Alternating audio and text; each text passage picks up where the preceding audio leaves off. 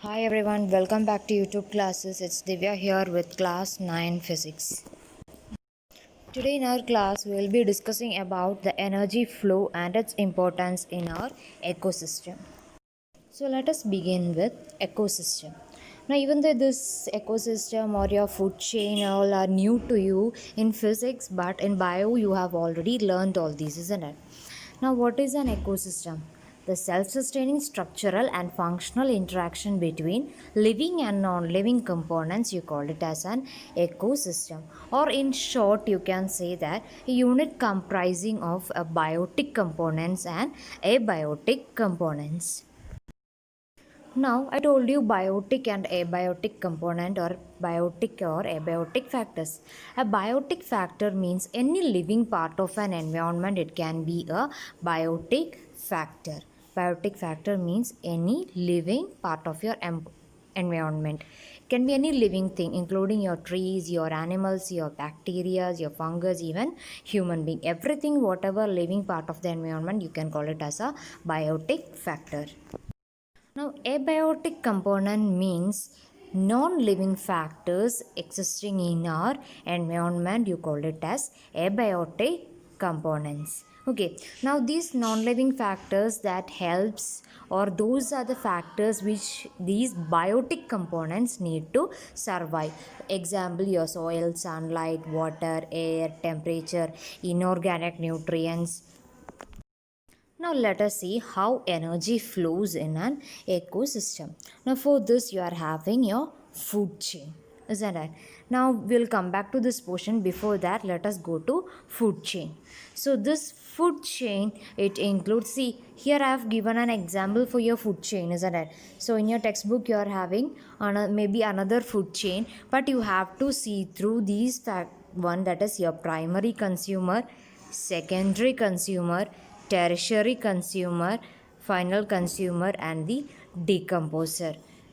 So maybe out of this, these three plus decomposer will be more important. Final consumer, if you want, you can avoid.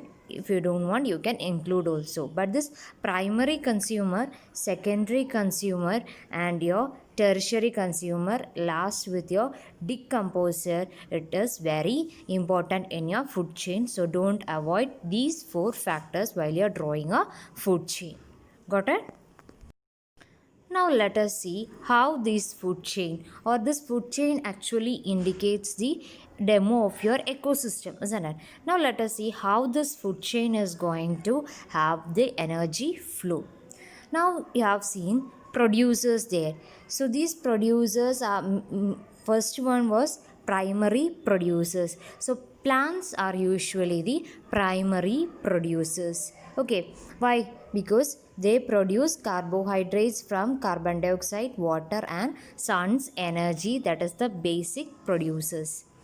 Now the secondary producers are your consumers. They get their energy by feeding on producers or other consumers. Got it? So I have already shown you the food chain. From that it is very clear to you. Now this consumers, I told you what is a primary consumer and a secondary consumer, or a primary producer or a secondary consumer. Now, when you come to this food chain, these producers, I told you, they are the plants. Now, from these plants, they are primary consumers like small insects or animals like your grasshoppers, isn't it? Now, this grasshopper will be taken by a frog or a chameleon, whatever it is, they will be the secondary consumer. Got it? Now if something is going to take this secondary consumer, it can be tertiary, then final consumer. So this chain can go on, whatever be the chain, at last you are coming to the decomposer. Okay, so when you come to the decomposer, this decomposition is the breakdown of waste and dead organism. Even we can take the case of human beings also, isn't it? We are also biodegradable bodies. After some time when we die, we will be also we undergoing biodegradation or decomposition, that is breaking down of our mortal body into smaller particles by decomposers or organisms. Now, when you talk about the energy flow in an ecosystem, we have seen the starting from your producer till your decomposer, in between so many procedures or so many consumers, primary consumer, tertiary consumers, altogether I'm going to call it as consumers will be there, isn't it? Now, in these case, in each and every case, energy will be absorbed also, energy will be released also. Some energy will be used for useful purposes, some energy will be wasted also, isn't it? So say regarding your energy, you have already learned one law in your smaller class itself. What do you call it as? Law of conservation of energy. Do you remember about that? The same thing you are going to learn it here as two laws of thermodynamics. Let us see how it is. So this is what is law of conservation of energy, which you have already learnt in your smaller classes, isn't it? The total energy remains constant, or energy can neither be created or can be destroyed. It can be transformed only from one form to another. This is what you have learned it in your smaller classes as law of conservation of energy. This is also renamed in your textbook, or this is only your first law of thermodynamics given in your textbook. It is nothing other than your law of conservation of energy. Now, when you learn about this law of conservation of energy, you are learning about so many transformation, that is from mechanical energy like your kinetic energy to potential energy, or from electrical energy to sound energy. So many examples also you are learning there, isn't it? So the same thing you can expect here for your exams also. Now, for in that, what you are learning?